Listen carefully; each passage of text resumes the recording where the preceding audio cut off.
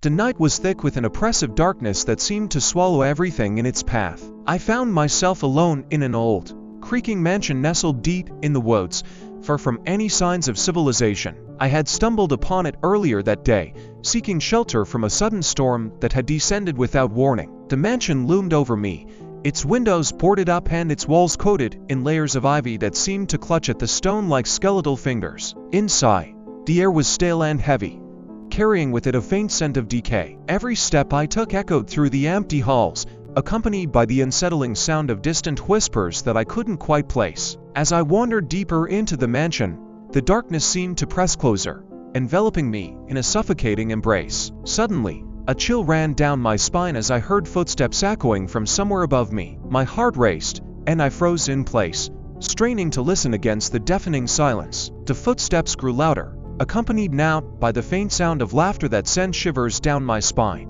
I forced myself to move, my footsteps hesitant and echoing through the corridors.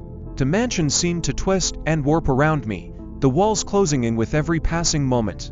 Shadows danced at the edges of my vision, flickering and darting away whenever I turned to look. Finally, I found myself in a grand ballroom, its once opulent chandeliers now mere skeletons hanging from the ceiling. The air was thick with the smell of dust and decay, and a cold breeze whispered through the broken windows. In the center of the room, a single candle flickered, casting long, dancing shadows on the walls. As I approached the candle, its flame suddenly extinguished with a sharp hiss. I spun around, my heart pounding in my chest, only to find myself face to face with a figure cloaked in darkness. Its eyes gleamed with a malevolent light, and a twisted smile spread across its face as it reached out towards me.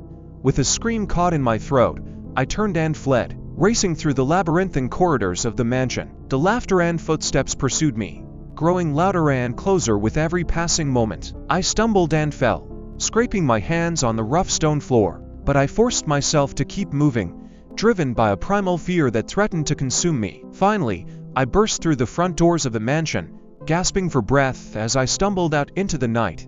The storm had passed, leaving behind a cold silence broken only by the distant howl of a lone wolf. I glanced back at the mansion, its dark silhouette looming against the night sky, and shuddered. I knew then that I had escaped something far more sinister than I could ever comprehend, and that the mansion held secrets that were better left undisturbed.